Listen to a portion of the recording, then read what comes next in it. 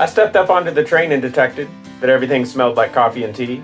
From the car, I did not hear what I expected. Instead, I heard voices that could not agree. What are you arguing about? I wanted to ask, but I was too busy looking at the man with the flask. He stood there refusing to take a seat, while the young lady was finishing what she had phrased.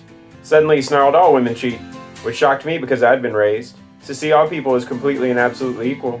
But I realized that his retort was just a prequel. The religious man in the front just snorted, but the lady was ready for a fight. "No, I think you've got it all distorted." To which the man lit a cigar and said, "All right." The religious man fidgeted with his pocket cross and said, "God said, man's the boss." He quoted some strange verse from an obscure book, one that probably didn't mean what he said it did. I saw the poor lady was completely shook from the way of the twitching of her eyelid. I wanted to tell him to cram it, dude, but I just looked back at the man who started the feud. The lady left to get a Bloody Mary. I couldn't blame her for leaving hostile territory. Staying to argue would win you no glory. I wanted to know the smoking guy's mysterious story. And as he puffed the cigar, he said, "Come here, kid." Despite reservation in the seat next to him, I slid. I sure wasn't wrong to consider him suspicious, as he immediately opened his mouth and said, "I'm a killer." But don't worry too much about it. It wasn't that malicious. I was convicted and told such a thriller that they let me go because of insanity, or maybe they felt a strange and rare twinge of Christianity. I got up to go, but he grabbed my arm and convinced me to sit and enjoy his society. I might admit, I was taken in a little by his charm, or maybe I was just having a bout of anxiety. "Who'd you kill?" I finally decided to say. "I've got to start at the beginning," he said, as he emptied the ashtray. "When I was a young man," he started plainly, "I was wealthy and could have what I wanted, and no man can deal with this sanely. And by one filling, I was completely haunted. Oh boy, you're young. I think you completely understand. And my life wasn't going exactly like I planned. I needed not one, but like 3 or 4.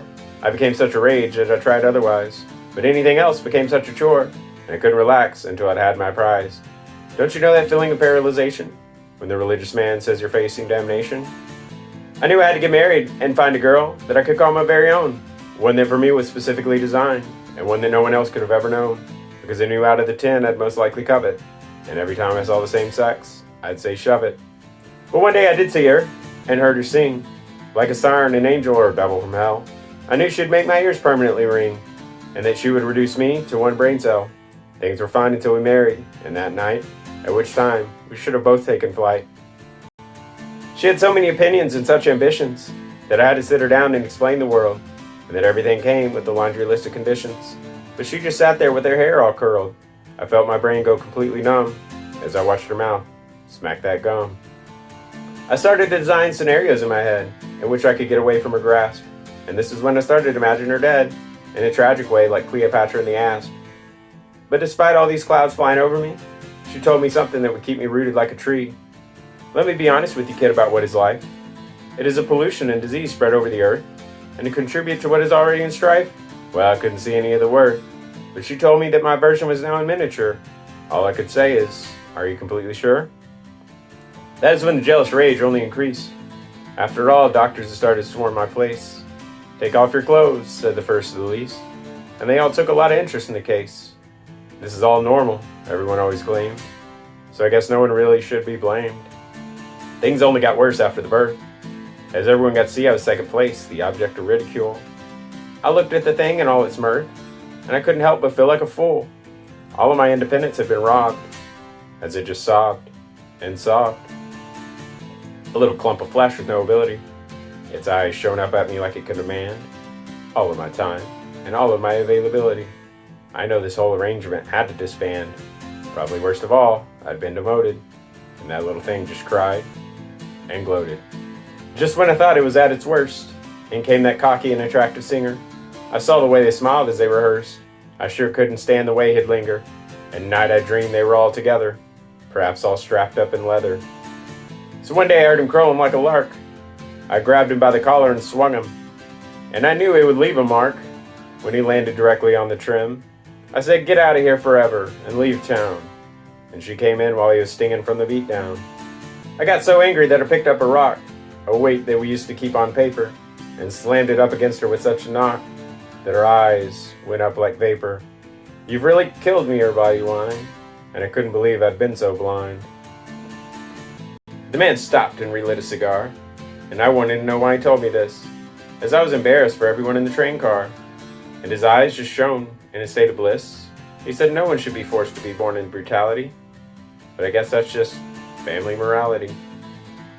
A man walked slowly up the steps of the courthouse. He had jury duty and felt he was too rich for it. He thought he shouldn't be considered such a louse. Maybe I can think of an excuse, or maybe just quit. Claim the courts are corrupt and take a plane out of here where it does nothing except rain. In these cases, one hopes it all gets withdrawn and that the criminal just confesses to their sin, or that the district attorney is found to be gone and tried to trick everyone by substituting his twin. But today the government was much too aggravated, and the accused did not feel that punishment was fated. See, she'd been accused of not only a form of perjury, but with the slightly more serious crime of murder, all in order to raise enough money for surgery, as she was tired of being for men or herder, working late at night until the lights came on, making money for some guy named Juan. The state accused her of using poison to kill, even though there aren't many more uses for something so designed to fit the bill. Of course, that wasn't all the state accuses, and so a rich young man listened to all the facts and watched as all the lawyers held up artifacts. These are working girls' clothes, as you can see. There's no denying what she did and who she is. From the room did the defendant flee, leaving, unfortunately, the corpse that was his. You can do one thing and one thing only: convict and put her in a place that is lonely. But our hero studied the expression on her face and knew that this couldn't be all there was. He talked to his fellow members and asked them for grace. One wanted to go home, just 'cause, while another hated all women that made money. Another had shown up sick, with his nose all runny. Our rich young man suddenly realized he knew her well. In fact, he was probably someone she hated, and in a manner, of course, had put her in jail.